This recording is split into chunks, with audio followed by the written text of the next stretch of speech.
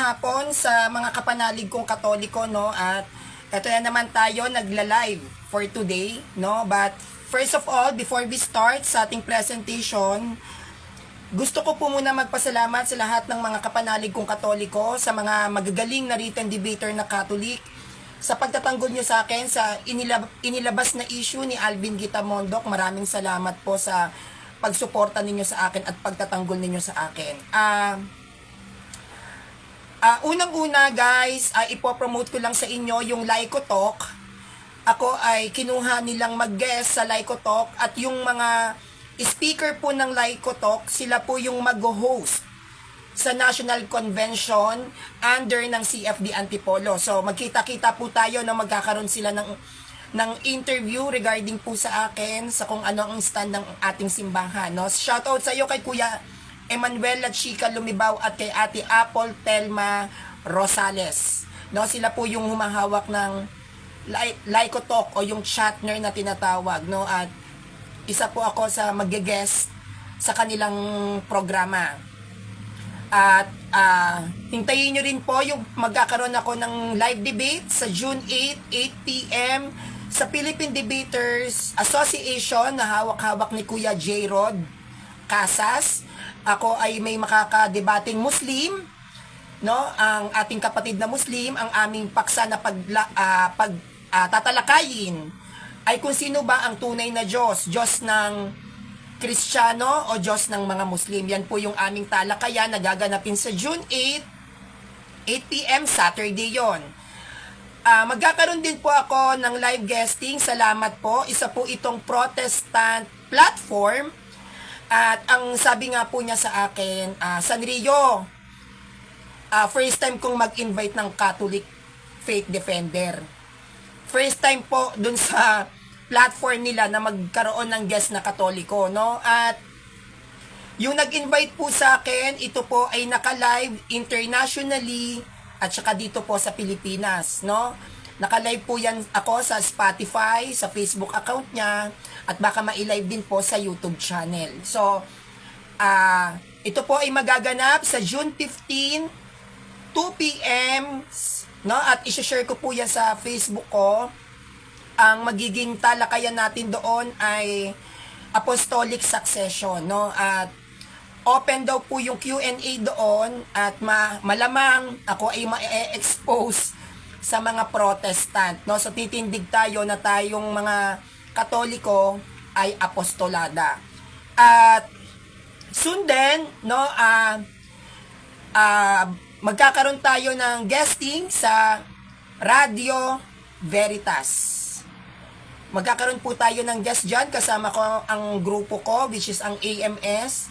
No, kami po ay muling mag-guest sa Radio Veritas. At i-update ko lang po kayo, no, marami pong mga kapanalig natin ang nag-chat sa akin, nag-PM, no, kaya nga po hindi po ako makapag-chika-chika muna sa main dahil ang dami ko pong kausap ngayon. At ang sabi nila sa akin ay wag daw po ako na wag ko na daw pong ituloy ang pagrereklamo ko kay Alvin Gitamondok. Then, tinanong ko sa kanila kung bakit, and they actually told me na baka nag-a-Alzheimer na si Alvin Gitamondok kaya nagbabago yung ugali, no? Kasi we all know hindi naman natin talaga ine-expect na magiging ganyan ang behavior ni Alvin Gitamondok, no? At ang sabi sa akin, yan daw yata ay nagagamot.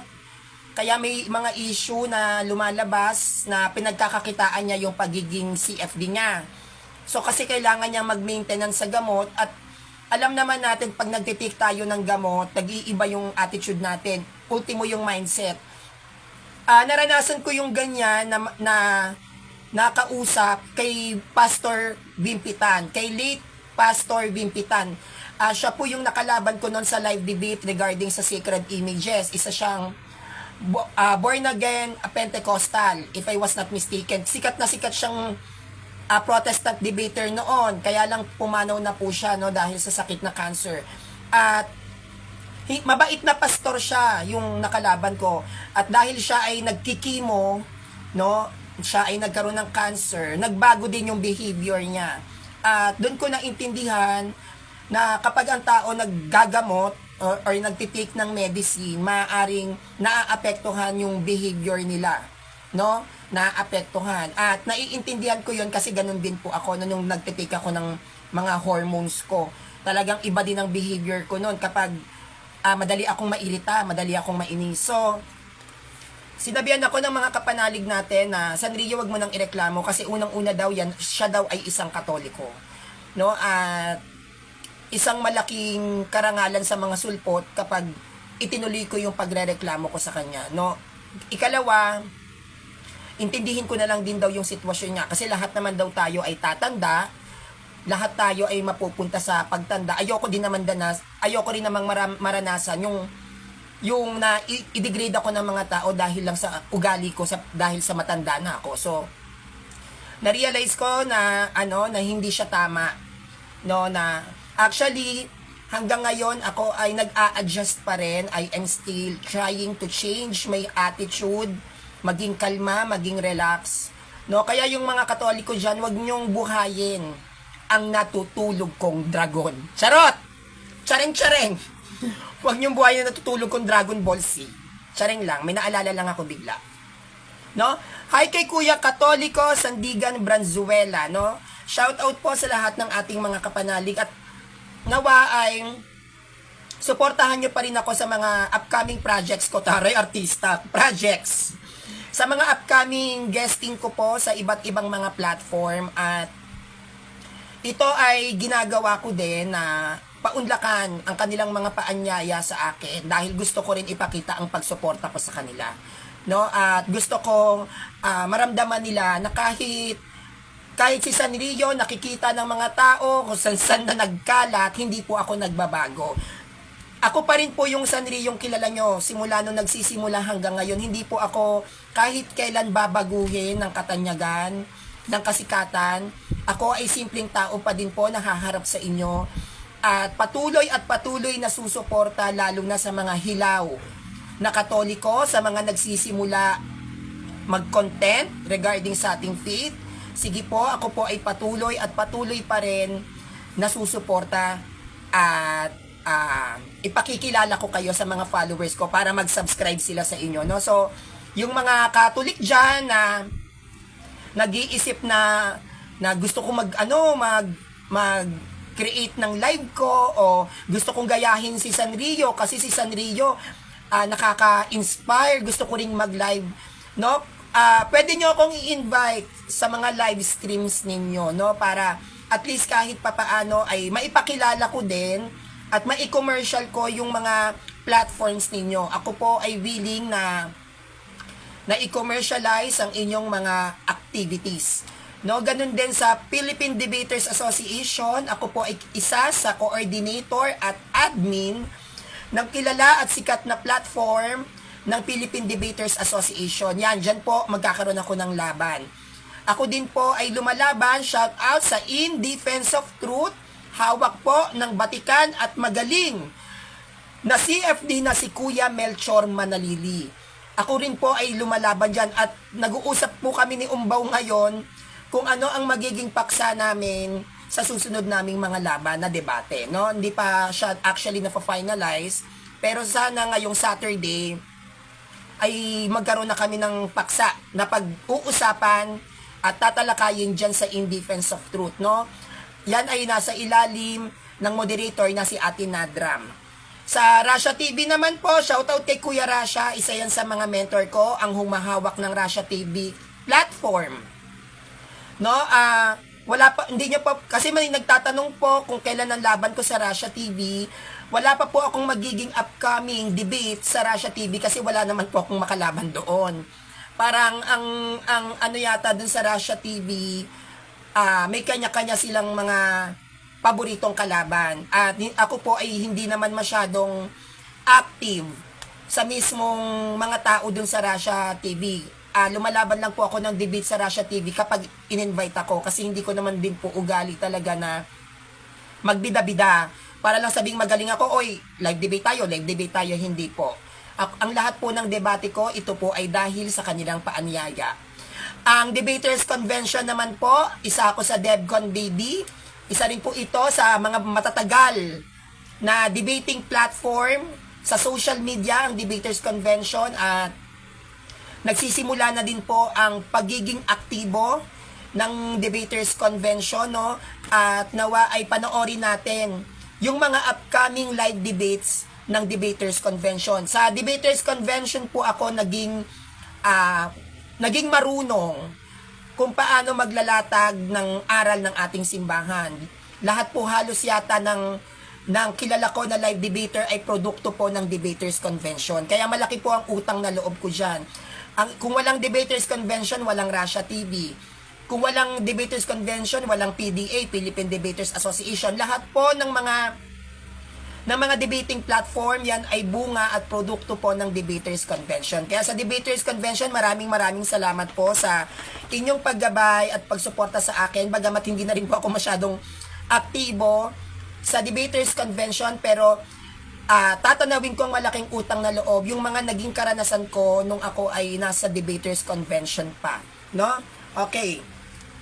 Ngayon, tatalakayin natin, mga kapanalig ko, yung pagiging sugo ni Felix Manalo.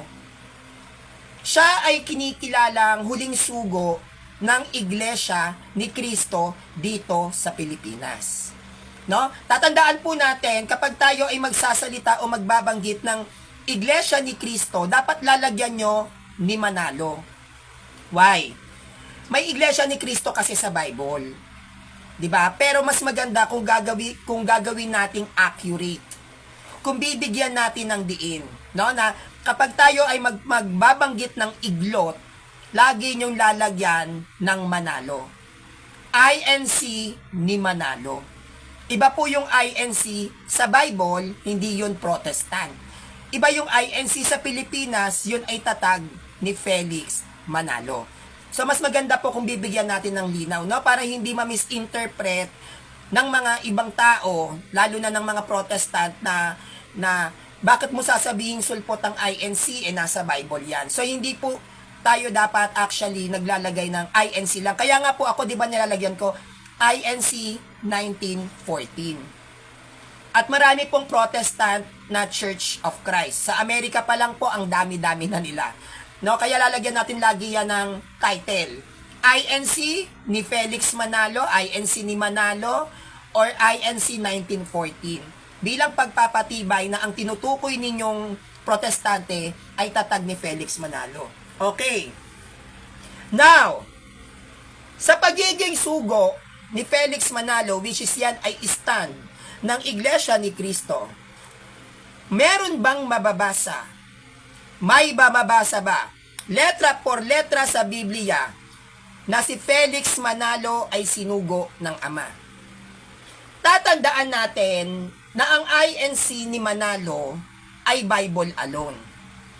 At kapag ikaw ay isang Bible alone, dapat meron kang mailalatag na letra por letra na si Felix Manalo ay sinugo ng Ama.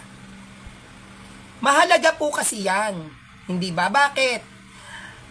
Bible alone ka eh.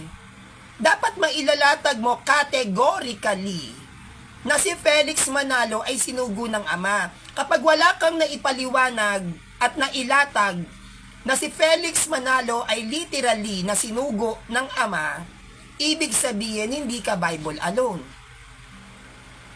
Hindi ka Bible alone, tama?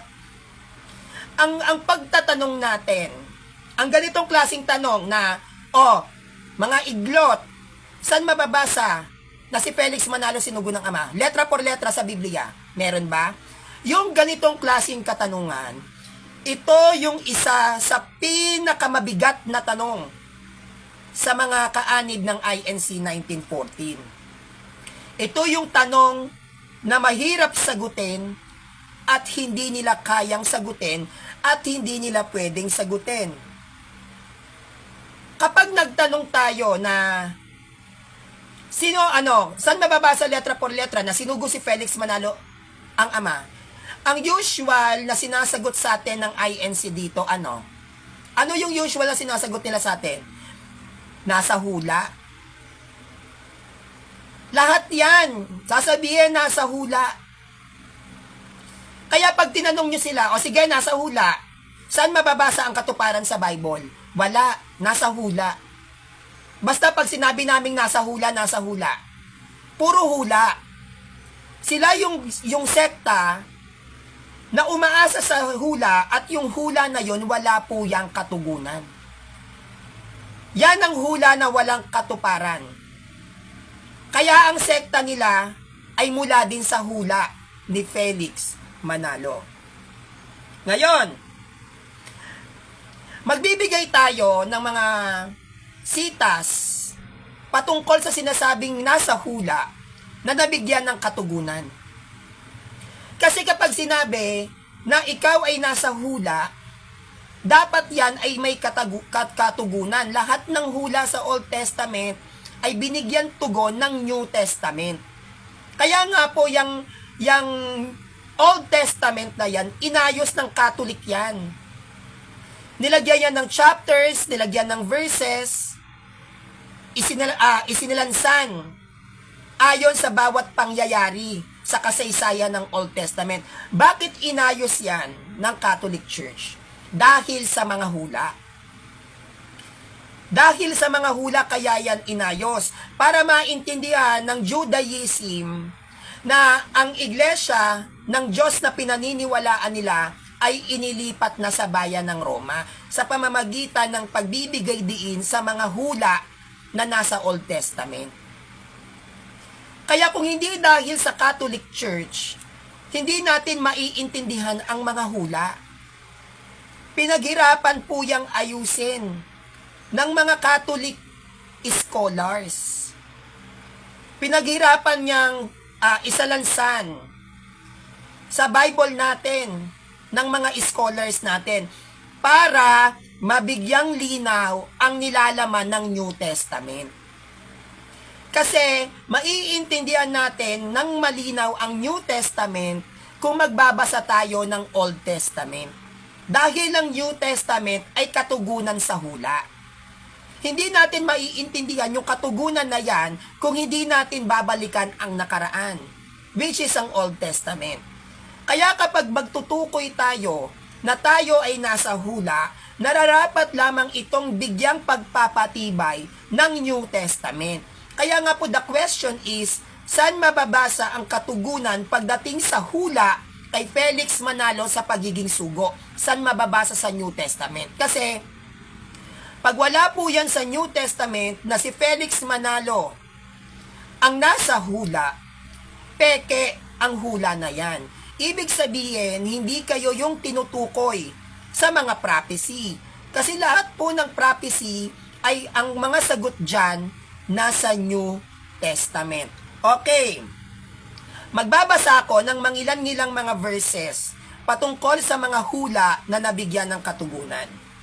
Dito tayo kay John the Baptist. Dito tayo kay Juan Bautista. Ang sabi rito sa Old Testament sa Isaiah 40 verse 3. Isaiah 40 verse 3. Ganito ang isinisigaw ng isang tinig. Ihanda nyo ang daraanan ni Yahweh sa ilang. Gumawa kayo ng mga tuwid na landas na kanyang lalakaran sa ilang.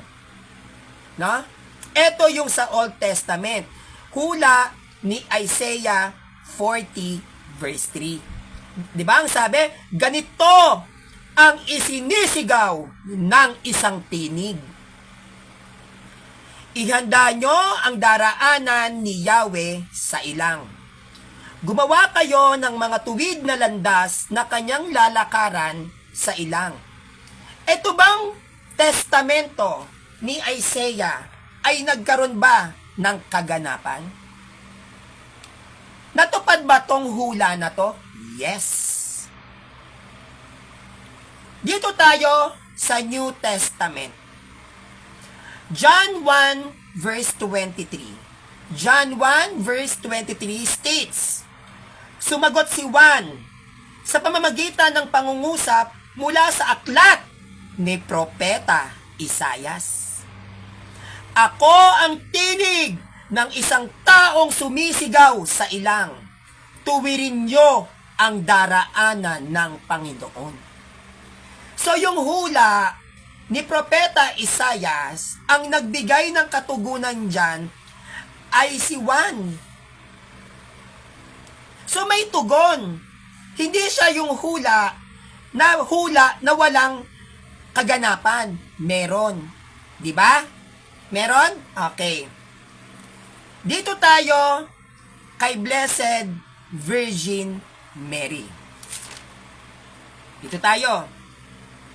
Ang sabi rito sa Old Testament na Isaiah 7 verse 14, dahil dito, si Yahweh mismo ang magbibigay sa inyo ng palatandaan.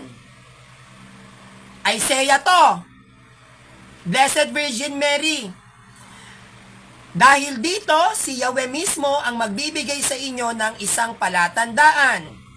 Maglilihi ang isang dalaga at magsisilang ng isang sanggol na lalaki at tatawagin sa pangalang Emmanuel. Si Maria ba, nung nagsilang ng isang lalaki ay hindi ba dalaga?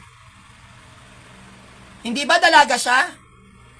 Si Maria ay isang dalagang naglihi sa ilalim ng paglukob ng banal na Espiritu Santo sa kanya. Di ba? Kaya nabuo sa sinapupunan niya si Kristo. At ito'y tatawaging Emmanuel na ang ibig sabihin sumasayo ang Panginoon. May katuparan? Wala. Meron. Di ba? Dito tayo kay Jesus Christ. Sa ating Panginoong Hesukristo. Nasa hula ba ang ating Panginoong Hesukristo nung hindi pa siya ipinaglilihi ng ating mahal na ina? Yes. Sabi ni Isaiah 61 verse 1 to 3. Isaias, anong sabi ni Isaias? Ang Espiritu ng Panginoon, ang Espiritu ng Panginoong Yahweh ay sumasa akin sapagkat ako'y kanyang hinirang. Sinugo niya ako upang dalhin ang mabuting balita sa mga inaapi, upang pagalingin ang mga sugatang puso, upang ipahayag sa mga bihag at sa mga bilanggo na sila'y lalaya. Sinugo niya ako upang ipahayag na darating na ang panahon ng pagliligtas ni Yahweh at ang paghihiganti ng Diyos laban sa kanyang mga kaaway. Sinugo niya ako upang aliwin ang mga nagluluksa, upang pasayahin ang mga tumatangis sa Sion, kaligayahan sa halip na bigyan ng kapighatian, awit ng kagalakan sa halip na kalungkutan. Matutulad sila sa mga punong itinanim ni Yahweh na ginagawa kung ano ang makatwiran, at maluwalhati ang Diyos dahil sa kanilang ginawa. So, sino itong sinasabing sinugo niya ako? Sabi to sa aklat ng Isaiah 61 verse 1 to 3. Sino ba to? Ito ba ay may katugunan tong hula na to ni Isaias? Kasi, sugo si Felix Manalo. Pero sa New Testament, mababasa, dapat meron niyang tugon. Dapat meron niyang pagganap. Naganap yan dapat, yung hula ng INC. Pag wala po yan sa New Testament, peke ang hula na yan. Or, nagke-claim lang kayo na kayo yung nasa hula. Bigyan natin ng katugunan tong binasa natin ayon sa hula ni Isaiah. Dito sa New Testament, nabigyan katugunan ng hula na ito na mababasa sa Lucas 4 verse 16 to 20. Ang sabi dito, siya ay pumunta sa Nazaret, ang lugar na kinalakihan niya. Si Kristo to. Ayon sa kanyang kinaugalian, siya ay pumasok sa sinagoga sa araw ng Sabat. Siya ay tumayo upang bumasa. Ibinigay sa kanya ang nakabalumbong aklat, natagpuan niya ang bahagi na ganito ang nasusulat. Ano yung nasusulat doon nung binasa ni Christ? Ang Espiritu ng Panginoon ay sumasa akin. Si Kristo yon, yung nasa hula ni Isaiah, no? Ang Espiritu ng Panginoon ay sumasa akin dahil pinahiran niya ako upang ipahayag ang ebanghelyo sa mga dukha. Sinugo niya ako upang paggalingin ang mga sugatang puso. Sinugo niya ako upang ipangaral ang kalayaan sa mga bihag at ang pananauli ng paningin sa mga bulag. Sinugo niya ako upang palayain ang mga inaapi. Sinugo niya ako upang ipangaral ang katanggap-tanggap na taon ng Panginoon. Nang mabalumbon na ang aklat, ibinigay ito ni Jesus sa tagapaglingkod sa templo at umupo ang mga mata ng lahat ng mga nasa loob ng sinagoga ay nakatuon sa kanya. Si Kristo ay nag-claim na siya ay sinugo ng Ama. At ito ay mababasa sa hula ni Isaiah. So yung pagiging sugo o yung pagkasugo kay Christ na nasa hula ay nagkaroon ng katugunan. Ganun po dapat tayo kapag tayo ay magkiklaim na tayo ay sugo.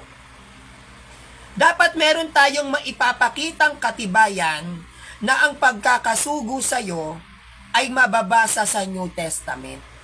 Hindi po pwede na mag-claim tayo na nasa hula sa Old Testament tapos wala namang ganap. Kasi kapag walang ganap ang isang hula, ibig sabihin hindi kayo yung nasa hula. Kaya dapat maging maingat tayo sa mga aral na paniniwalaan natin. Aralin muna natin paano kayo napunta ng hula. Yung hula po ni Isaiah na kiniklaim ng INC na si Felix Manalo, unang-una po, hindi po pwedeng manghula si Isaiah ng protestante. Wala pong protestante sa panahon ni Isaiah. Hindi rin naman po siguro makitid ang utak ni Kristo na magtatatag siya ng iglesia tapos gagapiin yung iglesyang tinatag niya ng protestante. Hindi din po pwedeng mangyari yon. Mapapahiya ang Kristo natin. Hindi po ba? Kaya kung ang INC ang nasa hula ni Isaiah, lalabas nakatakda na magtatag ng protestante naggigiba sa mismong tatag ni Christ, which is wrong. There is no such thing na Protestant churches sa Old Testament. At never nagbanggit ang mga propeta na gagapiin ang tunay na iglesyang tatag ni Christ sa Jerusalem ng mga Protestant. Hindi po pwede na magsugo si Kristo ng protestante. Para nyo namang sinabi na si Kristo ay nagsugo ng aaway sa Kanya. Tayo ba pwede ba natin gawin yon? Magsusugo ka para awayin ka. Sasabihin mo dun sa kausap mo, sinusugo kita, dapat awayin mo ko. Hindi ba? Mali yung ganon, di ba, na mindset? Kaya yung hula na nasa Isaiah, hindi po yun Protestant. Lahat ng mga title, katulad ng uod ni Jacob, ang anghel, yung magbanal na halik kayo, banal na hapunan, yan po ay isinasagawa ng religion, hindi ng Protestant.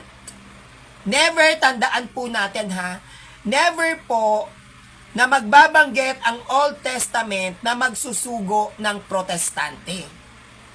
It is very impossible na magsugo ang mga propeta ng Protestant.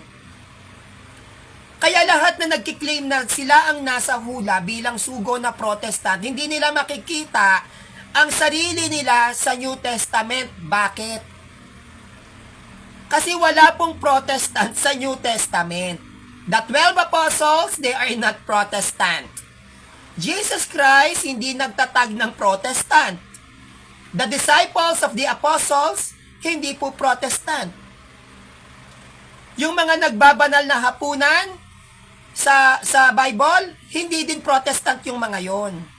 Kaya marapat lang na ang magkiklaim ng mga nasa hula ay hindi po Protestant. Dahil wala pong Protestant sa Bible. May demonyo at satanas mababasa, baka sila yon. Pero hindi po Protestant. Ha? Okay. Ngayon, meron tayong itatanong sa INC 1914. Tandaan po natin, lagi nating lalagyan niya ng 1914 o kaya di Manalo kasi may INC sa Bible. Hindi po yun Protestant. Para mabigyan lang natin ng linaw na ang nilalatag natin ay para sa mga kulto ng mga iglot. Okay. Ngayon, ang tanong sa INC 1914, si Felix Manalo daw ang nasa propesiya ni Isaias dito sa Isaiah 46 verse 3. Ito yung isa sa sinasabi nilang, oy, nasa hula ang angel naming si Manalo. Sana all, mukhang anghel. Parang hindi naman yata mukhang anghel si Felix. Alam ko, pag anghel ka, dapat maamo mo ka. Ay, nako. Ang anghel nyo, nananaba ko, ha? Yossi Kadiri. Okay. So, nagkiklaim ang INC 1914 na si Felix Manalo ang nasa propesiya ni Isaiah. Ito ay mababasa natin sa Isaiah 46 verse 3. Ang sabi rito, makinig kayo sa akin, lahi ni Jacob, kayong nalabi sa bayan ng Israel, kayo'y inalagaan ko mula sa inyong pagsilang.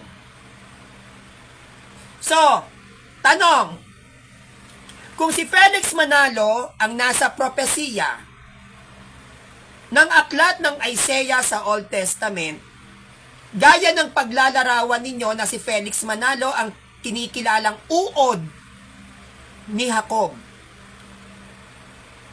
saan ngayon mababasa sa New Testament na siya ang nasa hula?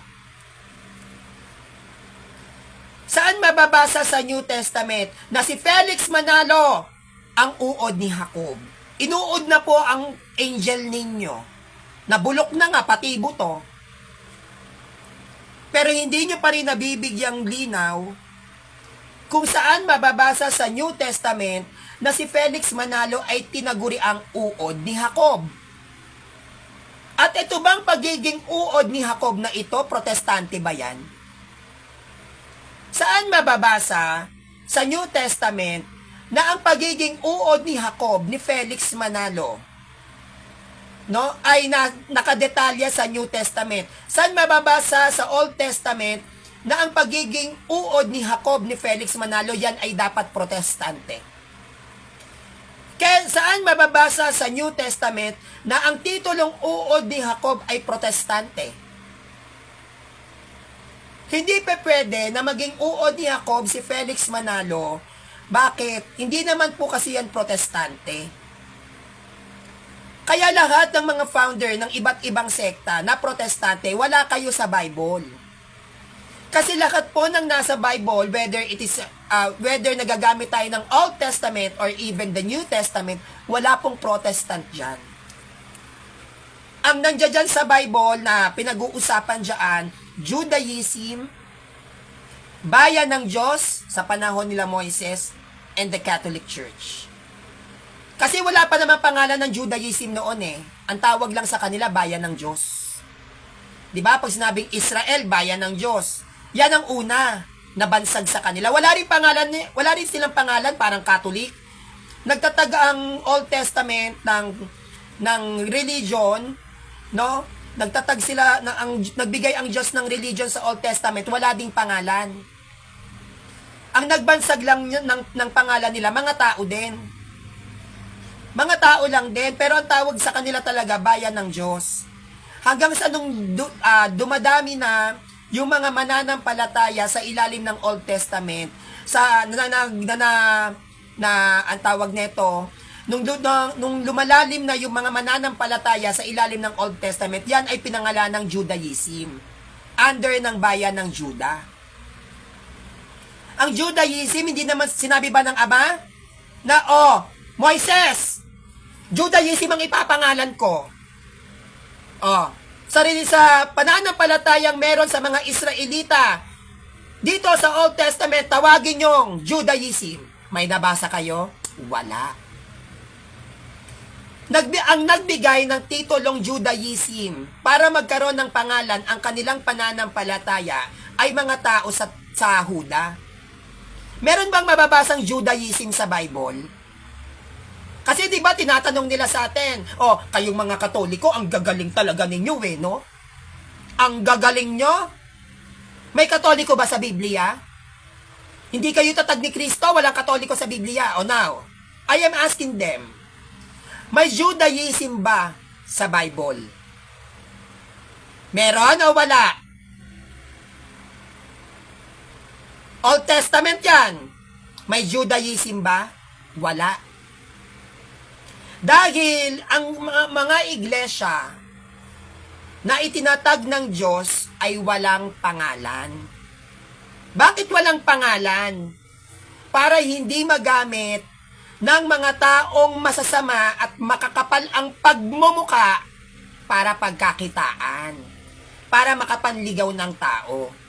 Even sa Old Testament, hindi po nagsabi si Yahweh na Judaism ang kanyang itatatag.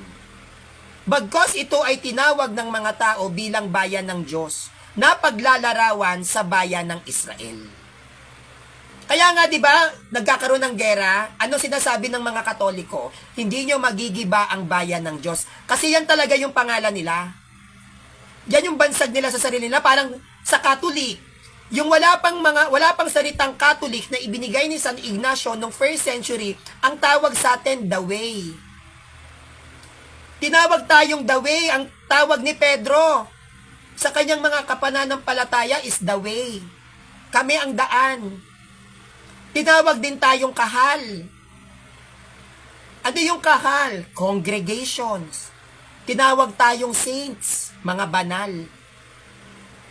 Wala talaga tayong pangalan. Ganon din sa panahon ni Moises.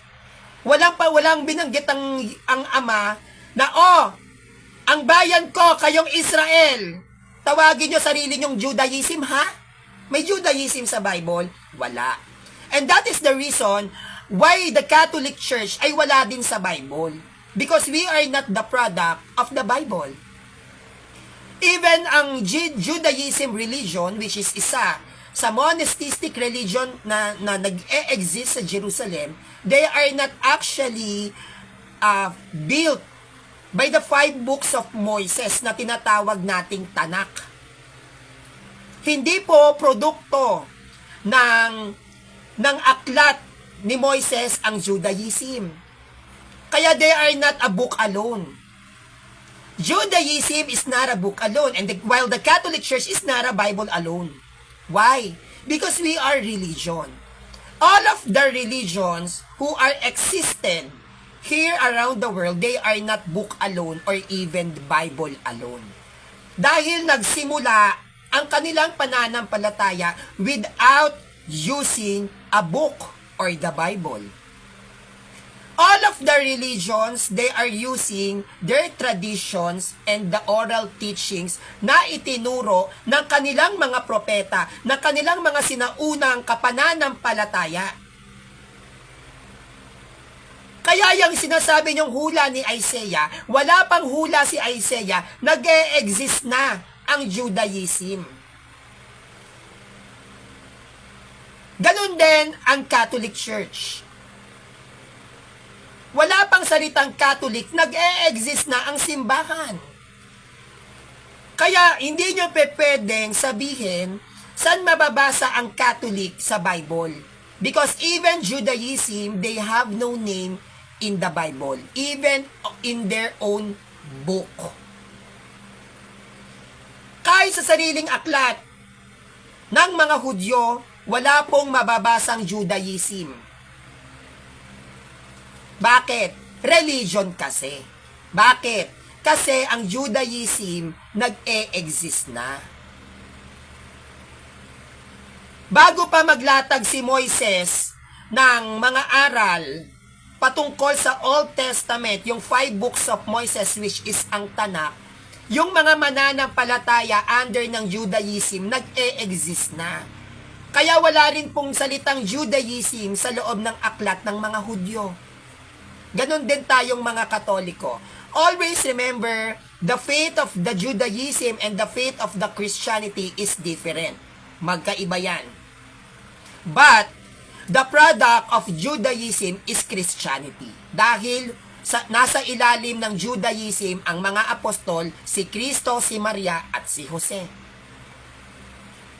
Kaya kung tayo ay magko-connect ng New Testament based sa faith nating mga Katoliko, kaya natin yan iparating hanggang kay Eva at Adan. Nag-react ba ang Judaism nung isinaayos ng Catholic Church ang kanilang aklat at kinompiled natin as a Bible? Hindi. Bakit hindi nag-react ang Judaism sa compilation ng Bible natin? Ganong aklat naman nila ang Old Testament. Why?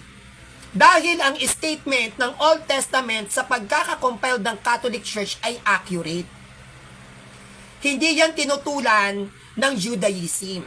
Though Judaism and Christianity ay magkaibang religion, pero kinikilala ng Judaism ang Catholic Church as a real Christian religion dahil nasa atin ang Old Testament. And that Old Testament, yan ang book ng Judaism. Kaya kung meron tayong karapatan na magpaliwanag kung sino ang nasa hula, Katoliko lang. Bakit? Dahil ang hula ng Old Testament ay mababasa sa New Testament. And this New Testament, ang nag-compile niyan, Catholic Church. Kaya Catholic Church lang ang may karapatang magpaliwanag kung ano ang nilalaman ng hula ng Old Testament. Dahil sa New Testament yan makikita. Hindi yan pwedeng i-claim ng kahit na sinong protestante. Tatandaan nyo yan, it's wrong. New Testament was compiled by a religion, not a Protestant. Kaya yung nilalaman lang ng New Testament ay yung religion, hindi Protestant. So it's clearly na mali ang pagkiklaim ng INC ni Manalo na sila yung nasa Roma 16 verse 16, binabati kayo ng mga Iglesia ni Cristo. No, that is not a Protestant. Hindi po ba? Tayo nag-compile ng New Testament. Nasaan magaganap ang hula ng Old Testament sa New Testament? Sinong makakaalam na yon ay katugunan sa hula? Siyempre, yung bumuo. Sino nakakaalam na yung mga hula na nasa Old Testament ay ito ang nangyari sa New Testament? Sino? Catholic Church. Why? Because we compiled the Bible. Hula, parables, no? Yung mga pag-identity, yung pagtungkol kay Goliath, di ba? Yang mga yan, ang nakakaalam niyan, the Catholic Church. Because we compiled the Bible. Kaya yung prophecy na yan, uod ni Jacob, anumang mga hula na inilatag ni Propeta Isaias, ang may karapatan lamang mag-interpret sa mga yan ay ang Catholic Church. Bago yan na i-compiled, kasama ang Old Testament, yan ay dumaan sa mga Jewish scholars. 70 Jewish scholars ang pinagdaanan ng Old Testament bago yan ma-clear na accurate. Hindi yan basta-basta nilagay lang dyan na ay, trip ko to, ilalagay ko to, bet ko tong Old Testament, diretso na natin ilagay. No. Bago yan na ilagay sa Bible, may due process yan. Dumaan yan sa 70 Jewish scholars. Pinag-aralan at binasa din yan ng religion na Judaism. Ganon ka-transparent ang Catholic Church. Kapag kami ay kukuha ng iba't ibang lathala, ipinaalam namin doon sa pinagkuhaan namin na tama ba tong stand nyo? Tama ba tong aral nyo? Kasi gagawa kami ng Bible, magko-compelled kami. Baka naman may salungat sa pagkakasulat, pag-aralan ninyo. At pinag-aralan yan ng 70 Jewish scholars. Can you see that? Kaya, nung pinag-aralan niya ng 70 Jewish scholars, and it was proven na ang Old Testament yan mismo ang nilalaman ng katuruan ng Judaism, ang mga nakakaalam ng kaganapan behind the scenes ng mga chapters and verses ng Old Testament ay no other than, aside sa Judaism, the Catholic Church. Dahil tayo ang bumuo ng Old Testament naman na mababasa sa Bible. Tayo nag-ayos. Kaya ang mga Catholic scholars, they know how to interpret every histories sa Old Testament. Now, how sure are we that we know na yung mga nasa New Testament, yan ang nasa hula, yan ang kaganapan? How do we know that? Paano nalaman? Always remember, when the 12 apostles, ay namalakaya, nagpunta sa iba't ibang bayan ng mga pagano to convert them and to be a Christian country, sila ay nag-iwan ng mga aral na tinatawag natin oral teachings. Pag sinabing oral teachings, ito yung traditional way ng pagtuturo ng mga sinaunang Kristiyano pagdating sa turo ni Kristo. Jesus Christ never wrote, how can I say this? Jesus Christ never wrote or never write the doctrines. Hindi siya nagsulat. Na sinabi niya, Pedro, basahin mo, sulat ko yan, aral ko yan. Pedro, Pablo, basahin mo, aral ko yan. Hindi kahit kailan nagsulat si Christ. Jesus Christ preach and teach the people in an oral way. At yung oral way na yan, ang pagtuturo ni Christ, yan ang tinatawag nating oral traditions. That is the reasons bakit meron tayong mga traditional celebrations. Like mahal na araw. Hindi ba? Bakit tayo may mga traditional feast? May mga fiesta? Because the Catholic Church ay sumibol sa panahon ng mga tradisyon. Even Judaism, hindi lahat ng kanilang mga traditions ay mababasa sa kanilang aklat. They have also traditions. Yung mga old religion, may mga tradition sila na ultimo sa sarili nilang aklat ay hindi din mababasa. Bakit? Dahil nag-e-exist na sila, may traditions na sila, wala pa yung mga aklat nila. Kaya hindi sa lahat ng pagkakataon ay dapat natin sabihin saan mababasa. Sinungaling ang Catholic, wala kayo dyan. That's wrong. Even ang Judaism, hindi lahat ng traditions nila ay nasa Bible. No? Mali po yun. Okay. Kaya yung hula ng INC na sinasabi na, si Felix Manalo ang uod ni Jacob. Wala silang mapapakitang katibayan. Wala silang maipapakitang katugunan. No? Bakit? Dahil si Felix Manalo na nag-i-stand as uod ni Jacob, siya ang hula na walang katuparan sa bagong tipan. Siya yung hula na hanggang hula lang. Hula lang. Guess who? 'Di ba? Guess who? 'Di ba? Hula na walang tugon. Tatandaan natin, hindi po pwedeng humula ang propeta ng isang protestante. Mali yun. Okay. Ayon sa INC 1914, etong taong 1914 daw, ang mga huling araw. Dahil ang taon daw ng 1914 ay taon na kung saan nagpadala na ang Diyos ng huling sugo sa pamamagitan ni Felix Manalo. So, sinasabi ng INC, nagsimula daw ang pagbibigay ng ama ng sugo noong taong 1914. Parang mali po yata ang stand. Naganap ang binyagan ng sekta ng INC 1914 noong December 25, 1913. Kaya ang anniversary ng INC talaga is December 25, not July 27. December 25 nila yan ginawa. Bakit? Dahil isinabay nila yan sa Pasko. Sa pagsilang ni Kristo. May mga Belen yan. May mga sacred images noon ng INC.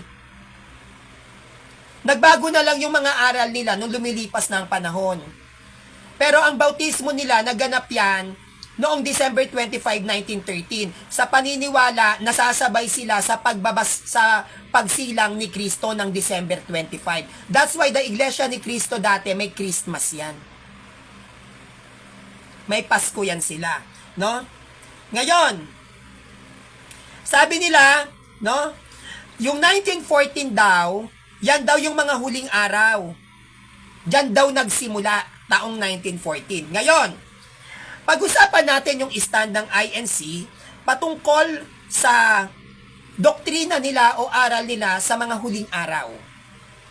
Ano ba ang stand nila dito? Ito ay kinuha nila sa Hebrew 1 verse 1 to 2. Yung sinasabi nilang sa mga huling araw, kinuha nila yan sa aklat ng Hebrew 1 verse 1 to 2. Hindi ko alam na may protestante na pala sa aklat ng Hebreo. Ang kakapal ng mga mukha nyo. Okay.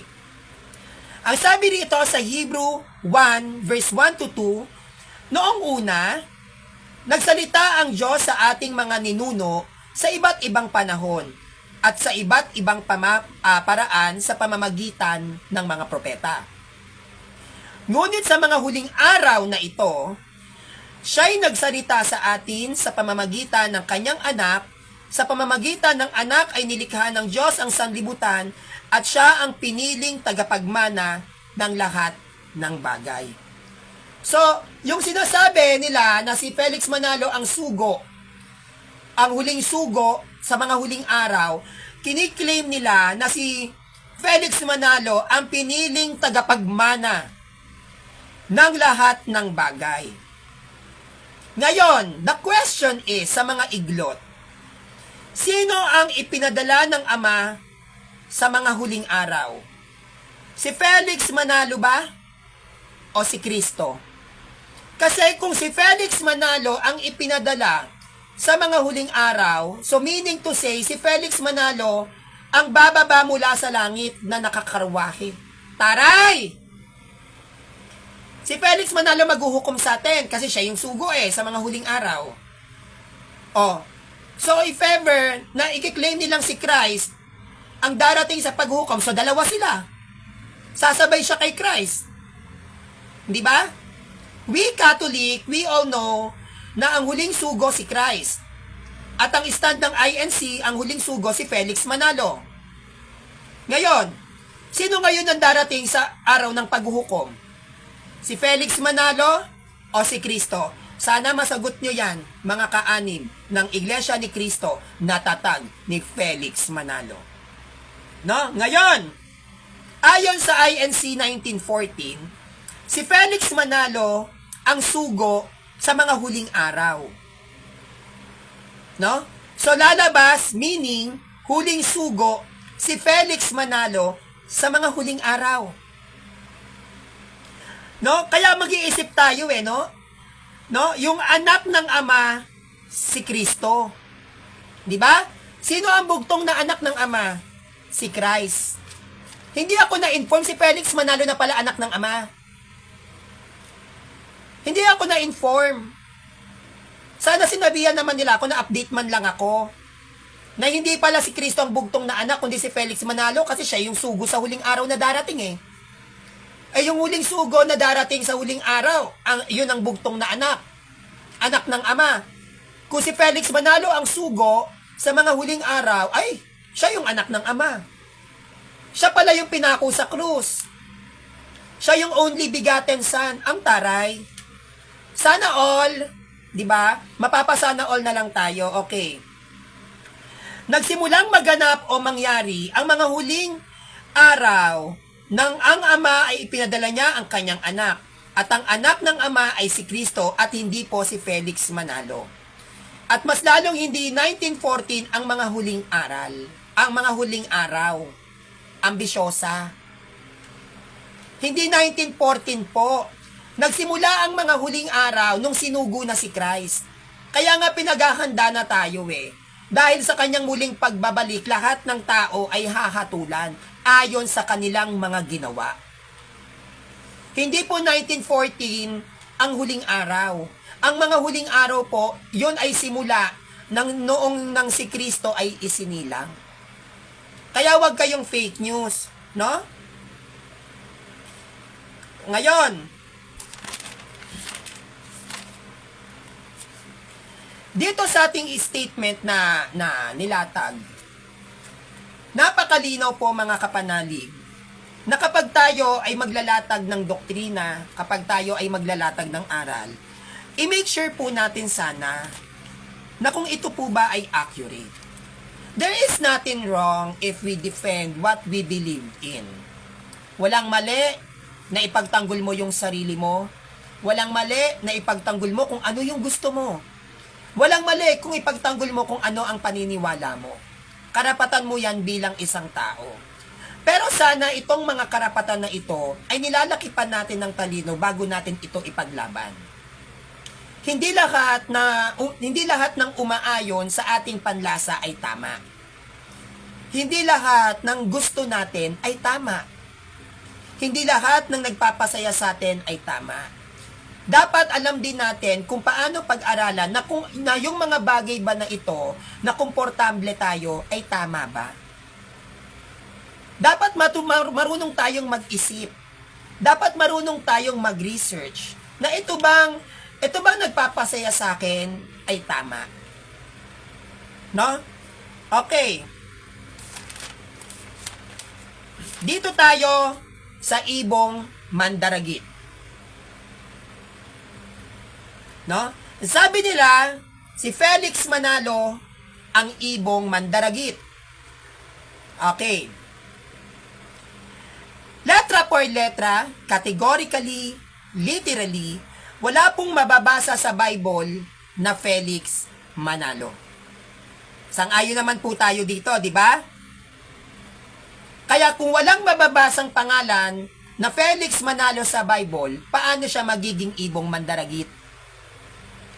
Bago ka maging ibong mandaragit, dapat ang pangalan mo muna nag-e-exist sa Bible. Paano siya naging ibong mandaragit? Ni pangalan nga niya wala doon. Hindi ba? So doon pa lang, sablay na. Hindi ka pwedeng mag-claim ng isang title na mababasa sa Bible kung ang sarili mong pangalan ay wala sa Bible. Kasi kung si Felix Manalo ang ibong mandaragit, lalabas, kilala siya ng mga sinaunang Kristiyano. Hindi ba? Tinuturo na ng sinaunang Kristiyano ang ibong mandaragit. So meaning to say, naging doktrina at naging aral ng mga early Christians theologian si Felix Manalo. Hindi po ba? Ang lalabas niyan, kilala siya ng mga alagad. Kilala siya ng mga apostol kasi hindi yan pwedeng hindi malaman ng mga apostol yung pagiging ibong mandaragit. So, ibig sabihin, during that time, itinuturo na magkakaroon ng ibong mandaragit na protestante at ang pangalan, Felix Manalo. That's wrong. Doon pa lang, sablay na tayo. Ang kasaysayan ng mga naging buhay ng mga Israelita noong unang panahon ay magpapatunay na si Haring Ciro ang ibong mandaragit. Kung pag-aaralan natin yung salitang ibong mandaragit, kung pag-aaralan natin yan, dapat tayo muna ay pupunta sa panahon ni Isaiah. Pag sinabing panahon ni Isaiah, panahon ng Old Testament. Ang panahon ng Old Testament ay panahon ng Judaism religion. Hindi po ba? Sa Judaism religion, which is sa panahon yan nila Isaiah, sila ay nagtuturo ng ibong mandaragit na kinikilala nilang si Ciro. Sino po ba ang mas tama? Ang claim ng Protestant na INC 1914 na si Felix Manalo ang ibong mandaragit o yung mismong may-ari ng Old Testament na Judaism na ang itinuturo yan ay si Ciro? Hindi po tayo pwedeng mag-claim na kayo ang ibong mandaragit. Dahil ang ibong mandaragit na nasa Old Testament ay itinuturo na ng Judaism religion bilang si Ciro. At yan ay yung naging stand ng mga sinaunang Israelita at maging ng mga propeta. Na si Ciro yan. Kaya nga po si Haring Ciro ang isa sa bayani ng Judaism religion. Pagpapasalamat ng Judaism religion sa pagtatanggol ni Haring Ciro sa kanilang relihiyon. Hindi po yan si Felix Manalo at lalong hindi po pwede na maging protestante ang ibong mandaragit. Dahil hindi po protestante unang-una ang tinatag ni Christ. At hindi rin po nagtatag ang Judaism ng protestant. Kaya napakalabo na i-claim ni Felix Manalo ang title na ako yung ibong mandaragit. Because ang ibong mandaragit sa turo mismo ng mga sinaunang Israelita sa ilalim ng Judaism religion, yan po ay si Haring Ciro. At si Haring Ciro ay kinikilalang bayani ng Judaism religion. Wag po tayo claim ng claim. Magtanong kayo sa humahawak ng Old Testament. Yung mga gumagamit ng Tanakh, yung gumagamit ng Septuagint, yung gumagamit ng Pentateuch, yung gumagamit ng Torah. Ask them, who is the bird of prey? Sino ang ibong mandaragit? Ask them. And they will tell you that directly that is King Cyrus. Hindi po yan si Felix Manalo. No? Kinikilala ng bayan ng Jerusalem na si Cyrus the Great, isang hari sa bansang Persia na matatagpuan sa silangang bahagi ng Jerusalem bilang natatanging bayani. Dahil siya ay kinikilalang ibong mandaragit. Pwede nating kilalanin si Felix Manalo na ibong mandaragit. Yung kanyang ibon ay nandagit ng panty ni Rosita. Yan, pwede yan. Ibong mandaragit ba si Felix Manalo? Yes! Ang ibon niya ay nandagit ng pantiriray ni Rosita Trillanes. Yan, pwede yan. I-claim nyo yan. Ibong mandaragit si Felix Manalo. Bakit? Bakit sa Rio siya naging ibong mandaragit? Sapagkat ang kanyang ibon ay dumagit ng pugad ni Rosita Trillanes. Okay. Sa bayan ng Israel, tinawag na ibong mandaragit at isang sinugo ng Diyos si Cyrus the Great. Pumunta kayo ng Israel. Tanungin ninyo sinong ibong mandaragit doon. Under ng Judaism religion. Ang sasabihin nila sa inyo, si Cyrus the Great. Bakit? Dahil iniligtas ni Haring Cyrus ang bayan ng Diyos sa mga mananakop. Baka pag pumunta kayo ng bayan ng Israel at sabihin nyo na, hoy! Mali! Mali! Ang ibong mandaragit si Felix Manalo, baka pagsasampalin kayo ng mga Hudyo doon. Baka makatikim kayo ng mag-asawang sampal sa mga Hudyo. Hoy! Mababastos ninyo ang bayani ng ng Israel na si Cyrus. Pupunta kayo doon? Samantalang doon nagpunta kayo sa bayan ng Jerusalem na sinasabi nyong nandoon ang iglesia ninyo? Hello? 38 years ago hanggang ngayon nangungupahan pa din kayo. Oh, di ba? 38 years ago na nagpunta si Eduardo Manalo ata yun nandoon sa bayan ng Jerusalem. May mga pa-picture-picture pa kayong kakapal ng mga mukha nyo. 38 years ago, up to now, nangungupahan pa din kayo. Para lang i-claim nyo na kayo yung tatag ni Christ. 38 years na kayong nangungupahan sa Jerusalem. Huwag kayong mga kengkoy, mga koki. No? Mga mukha kayong koki, mga bisit. Okay. Now, ano ba yung stand? Hindi lang ng Catholic Church. Even ng Judaism religion, what is their stand regarding sa ibong mandaragit ni King Cyrus ng Persia? Ano ba yung tinuturo ng Judaism? Judaism religion to. Stand to ng Judaism. Mga iglot. Pamalian nyo yung Judaism na sila ang nagkaroon ng aklat ng Old Testament. Huwag kayong mas marunong pa din sa mga gumagamit ng Tanakh, sa mga gumagamit ng Torah, sa mga gumagamit ng Septuagint, sa mga gumagamit ng Pentateuch. Huwag kayong mas marunong sa kanila. Sa kanilang stand to. Research ko to. Okay. Bakit tinatawag na ibong mandaragit si King Cyrus of Persia ng religyong Judaism? Bakit tinatawag naman nating mga Katoliko na ang ibong mandaragit ay si King Cyrus ng Persia? Okay. Dahil hindi siya sumasampalataya o naniniwala sa Diyos ng mga Israelita. Pero ginawa pa din siyang kasangkapan ng Diyos itong si Haring Cyrus para iligtas ang bayan ng Israel at maitayo muli ang gumuhong templo sa Jerusalem na patungo noon sa panahon ni Haring Solomon. Si Haring Cyrus ng Persia, pagano, sa madaling salita. Hindi siya naniniwala na ang Diyos ng mga Israelita ay tunay na Diyos. Pagano eh. Pero sa kabila ng pagiging pagano niya, siya ay tinawag ng Diyos dahil may nagbabadya noon na mga mananakop para pabagsakin ang Israel. Kaya ngayon ang ama gumamit din ng maimpluwensyang hari. At ito nga si King Cyrus. Siya ang nagligtas sa bayan ng Jerusalem. Yung panahon ba na pagliligtas ni King Cyrus sa bayan ng Jerusalem, buhay na si Felix Manalo? Dapat alamin ninyo ang history ni King Cyrus of Persia. Isa yang bayani. Isang bayani si King Cyrus of Persia.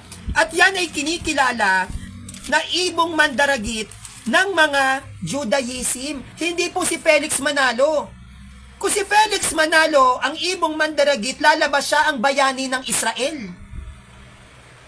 Pag sinabing bayani ka, ibig sabihin, nagawa mo na. Diba? Nagawa mo. Ibig sabihin, sumunod ka.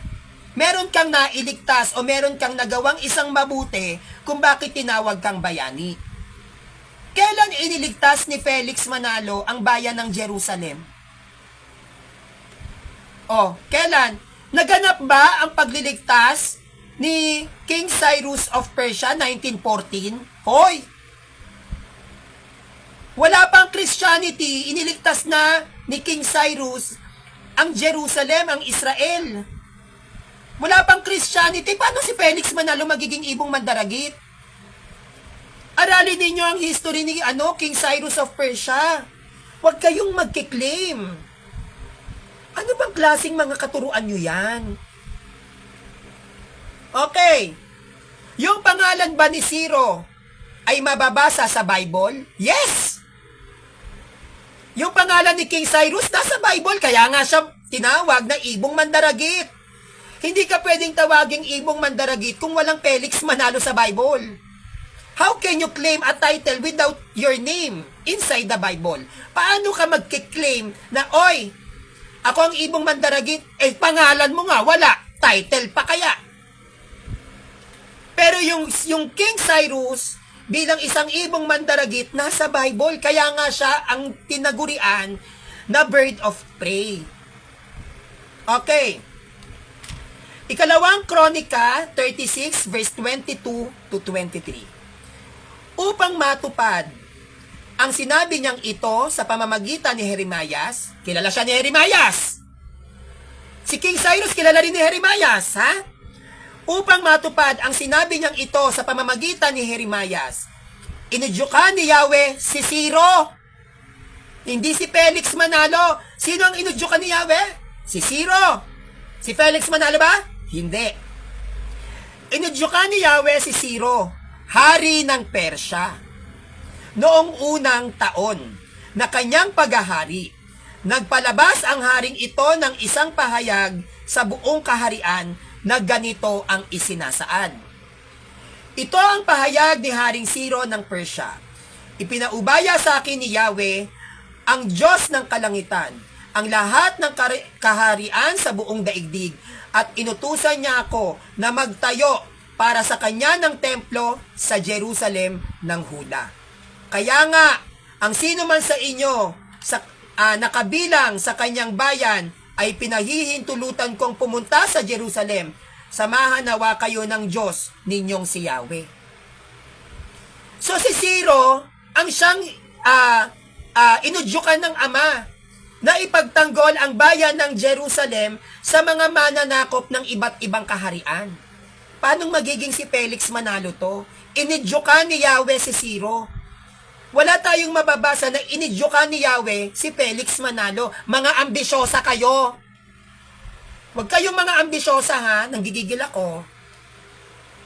Ezra 1 verse 1 to 2. Noong unang taon ng paghahari ni Ciro sa Persya. Noong unang taon ng paghahari ni Ciro sa Persya, natupad ang sinabi ni Ciro sa Persya. Natupad ang sinabi ni Yahweh sa pamamagitan ni Propeta Jeremias nang udyukan ni Yahweh si Ciro na isulat at ipahayag sa kaharian ang utos na ito. Ito ang utos ni Emperador Ciro ng Persya. Ibinigay sa akin ni Yahweh, ang Diyos ng kalangitan, ang lahat ng kaharian sa buong daigdig. At inatasan ako na ipagtayo ko siya ng templo dyan sa Jerusalem na nasa Juda. Inutusan ni Yahweh si Haring Ciro ng Persya na magtayo ng templo. Kailan nagtayo si Felix Manalo ng templo sa Jerusalem? Mga ambisyosang palaka kayong mga palakokak kayong kokey? Nagsabi ba si Yahweh na, Felix Manalo, magtayo ka ng templo sa Juda? Kailan nangyari yan? Ang ibong mandaragit ay inutusang magtayo ng templo sa Jerusalem. Inutusan kayo ni si Felix Manalo? Inutusan? Samantalang yung pagpunta nyo ng Jerusalem, 38 years ago pa. 38 years ago lang. Yung nagpunta ang sekta ng INC sa Pilipinas sa Jerusalem. At yung 38 years na yan, after, hanggang ngayon nangungupahan kayo. Hindi nyo nga maitatag ang mismong iglesia ninyo sa Jerusalem, magtatayo pa kayo ng templo? Bago kayo mag-claim na kayong ibong mandaragit, siguraduhin ninyo na yung mga kapilya ninyo, kaya nyong ikalat at isabog dyan sa Jerusalem. Hindi nyo nga kayang magtayo ng sarili nyong kapilya dun eh. Makukulong kayo, di ba? Kung yung sarili nyo kapilya, hindi nyo maipagmalaki, tinatago nyo sa apartment, ay what more pa ang templo, magtatayo ka doon? Good luck. Good luck. Monistic religion ng Jerusalem. Kung ano ang umiiral doon na religion, yun lang ang pwedeng pumasok. Pag sinabing monistic, hindi na pwedeng mag-iba. Kaya ang Muslim na nandoon na yan. Muslim, Catholic, at saka ng Judaism. Hindi kayo pwedeng magtayo kayo ng templo doon. Si Felix Manalo, tatayo ng templo? Talaga? Yung Gaza nga, Gaza, saka Jerusalem, naggegerahan. Mga Muslim. Ang iba doon. Tapos, mga sulpot, INC, Bird of Prey, Felix Manalo, nagtayo ba siya ng templo doon? Kapag binanggit nyo yan sa Jerusalem, ay nako, ewan ko lang talaga. Kapag binanggit nyo si Felix Manalong ibong mandaragit doon, humanda kayo sa mga Hudyo. Binabastos nyo yung bayani. Ang bayani ng mga Hudyo si Ciro. Kinikilala nilang isa sa nagtanggol sa kanila sa bayan ng Jerusalem. Aral-aral din kayo ng history, mga unggoy. Kaya malinaw, ang pangalan ni Haring Ciro o si King Cyrus of Persia ay mababasa natin sa Bible. Merong King Cyrus of Persia sa Bible. Siya yung nagdadala ng title ng Ibong Mandaragit. Si Felix Manalo, no? Wala sa Bible. Walang pangalan Felix Manalo sa Biblia. Walang protestante sa Biblia. Kaya wag niyong ipilit, kayong mga iglot kayo, na Ibong Mandaragit si Felix Manalo. Pangalan nga niya wala sa Bible, ipipilit niyo pa na sabi Ibong Mandaragit. Eh yung Ibong Mandaragit ay pinagtanggol ng Jerusalem. Taray! Kailan ipinagtanggol ni Felix Manalo Jerusalem? Yung Ibong Mandaragit inutusan na ipagtayo ng templo si Yahweh sa Juda. Taray! Nagtatag pala ng templo sa Juda si Felix Manalo. Ang taray, si Yahweh ang nag-udyok kay Felix Manalo. Kailan siya sumulat sa bayan ng Jerusalem na inudyokan ako ni Yahweh para ipagtanggol kayo? Sumulat siya? Eh yung Ibong Mandaragit sumulat sa bayan ng Israel. Nagbigay ng utos. Aray! Kabugang mga eksena yung mga iglot. No? Si Haring Cyrus mababasa sa Bible. No? Pero sabi ng INC, hindi daw siya tinutukoy sa Bible. Saan ka nakakita? Mababasa mo sa Bible ang pangalang Haring Cyrus ng Persia, pero hindi daw siya yung nasa Bible. Si Felix Manalo na hindi mababasa sa Bible, siya naman daw ang nasa Bible. Anong klaseng mindset yan? Yung nasa Biblia, wala sa Biblia. Yung nakasulat sa Biblia, hindi tinutukoy sa Bible. Pero yung walang pangalan sa Bible, siya yung tinutukoy ng Bible. Ang galing mo, Felix Manalo, saludo ako sa'yo. Dami mong naloko. Ang dami mong naloko, Felix Manalo, saludo ako. Ang galing mong manloko ng tao. Tatandaan, mga kapanalig, ang lahat ng nasa hula ng Old Testament ay may katugunan, kaganapan, at napatunayan sa tipan ng bago o New Testament. Ang lahat ng hula at lahat ng propesiya na sinasabi sa Old Testament, yan ay lahat na naganap sa bagong tipan. Hindi pa pwedeng walang katugunan sa New Testament yan. Kaya pag ikaw, Felix Manalo, manloloko ka, no? Sinasabi mong ikaw ang nasa hula dito sa lumang tipan. Kung ikaw ang nasa propesiya ng lumang tipan, dapat lang yan ay patunayan mo, letra por letra, na mababasa ka sa bagong tipan. Lahat ng propesiya, lahat ng hula, ang katugunan ay mababasa sa New Testament, letra por letra. Kaya kung si Felix Manalo ang nasa hula sa Old Testament, marapat lamang patunayan mo na ang pangalan mo ay nakasulat, letra por letra, sa bagong tipan. Dahil pag ang nasa hula ay hindi naganap sa bagong tipan, ito ay maituturing na pekeng hula, gawa-gawang salita, imagination lang, katang-isip lang, hula na walang katugunan. Kaya mag-ingat po kayo sa mga maniniwala na sila ang nasa hula. Dahil kung kayo ay nasa hula, marapat lamang na patunayan ninyo na kayo ay mababasa at makikita sa bagong tipan. Bakit? Dahil hindi lahat ng manghuhula ay nagmumula sa Diyos. At hindi lahat ng hula ay dapat paniwalaan, lalo na paggaling sa Iglesia ni Cristo na tatag ni Felix Manalo. May dalawang klaseng hula. Hula na nagmumula sa Diyos at hula na nagmumula kay Satanas.